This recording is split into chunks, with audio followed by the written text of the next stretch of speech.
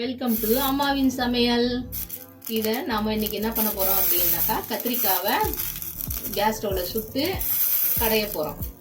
எப்படின்றத பார்க்கலாமா? முதல்ல ஒரு சின்ன கத்திரிக்காயெல்லாம் எடுத்து பண்ண முடியாது, அதனால பெரிய கத்திரிக்காவாக எடுக்கணும். நல்லா முள்ளு கத்திரிக்காய் எடுத்து மேலே கடலெண்ணெய் இல்லை அப்படின்னா நல்லெண்ணெய் மேலே தடவிட்டு நெருப்பில் சுடணும். நல்லா சுட்டு நல்லா கருப்பாயிட்டு மேலே தோலெல்லாம் வந்து பிரிஞ்சு வந்துடும் தனித்தனியாக, அப்படியே விரிசல் விட்ட மாதிரி. அதுக்கப்புறமா அது உள்ளே நல்லா வெந்துச்சான்னு அழுத்தி பார்த்தா தெரியும். அது வேகிற வரைக்கும் ஒரு 5 நிமிஷம் ஆகும். சுற்றி சுற்றி சுற்றி வேக வைக்கணும், எல்லா இடமும் வேகணும். வேகிற வரைக்கும் வெயிட் பண்ணணும் கொஞ்ச நேரம். கேஸ் ஸ்டவ்வில் நெருப்பில் சுட்ட பாடு இந்த மாதிரி தான் இருக்கும். இதை வந்து நம்ம மேலே இருக்கிற தோலை எடுக்கணும். எப்படி அமுங்குது பாருங்க. ஆறணும். ஆறின பாடு இந்த மேலே இருக்கிற தோலை எடுக்கணும். ஆறுற வரைக்கும் கொஞ்ச நேரம் வெயிட் பண்ணலாம். இந்த மாதிரி தான் தோலை உரிக்கணும்.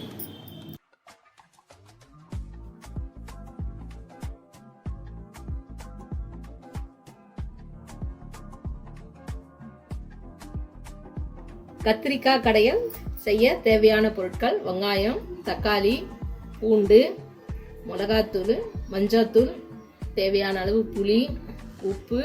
கத்திரிக்காவை சுட்டு இங்கே வச்சுருக்கேன். அந்த மேலே இருக்கிற தோலை எடுத்துட்டு ரெடி பண்ணி வச்சுருக்கேன். கொஞ்சமாக கருவேப்பிலை,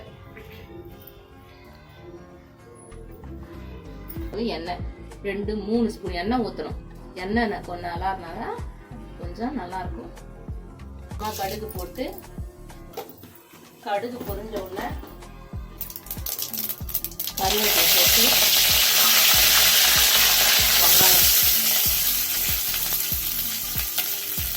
வெங்காயம் நல்லா வதங்கணும்.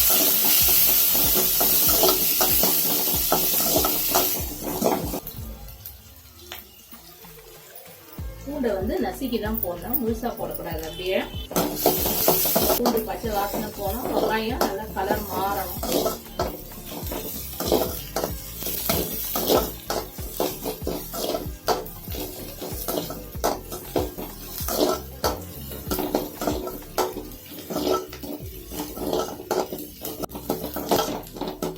வெங்காயம் பூண்டும் நல்லா வதங்கி போச்சு.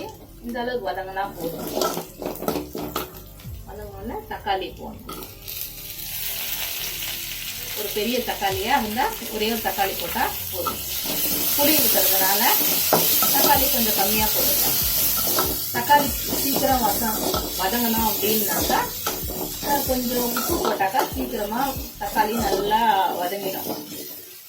தேவையான அளவு உப்பு.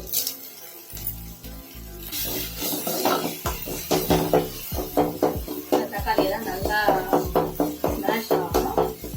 கொஞ்சம் நல்லா வதங்கிச்சுனாக்கா கத்திரிக்காய் கூட நல்லா சேர்ந்து நல்லா வரும். நல்லா ஸ்மாஷ் ஆனோடனே இந்த கத்திரிக்காவை எடுத்து அதில் போடணும். பண்ணி விட்டோம்னாக்கா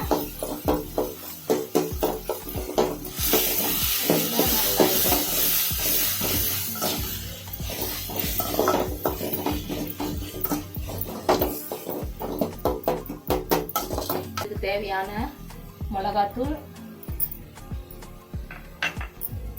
ஒரு பிஞ்சு மஞ்சள் தூள் போட்டு கலந்து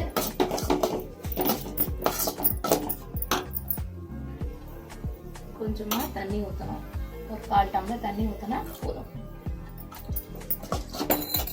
கொஞ்ச நேரம் கொதிக்கணும், கொஞ்சம் வேகணும். கத்திரிக்காய் நம்ம சுட்டிலே முக்கால்வாசி வெந்துச்சு இல்லைங்களா? இப்போ கொஞ்சம் கால்வாசி இருக்க வேகாம அதை வேகத்துக்கு தண்ணி ஊற்றி வேக வைக்கணும்.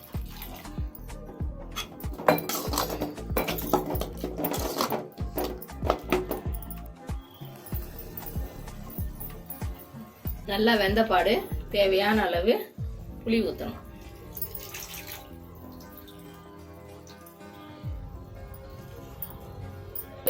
அது புளி பச்சை வாசனை போகிற வரைக்கும் ஒரு 5 நிமிஷம் கொதிக்க வச்சா போதும். கொத்தமல்லி போட்டு வைக்கணும். அவ்வளோதான், முடிஞ்சு போச்சு. வாங்க சாப்பிடலாம்.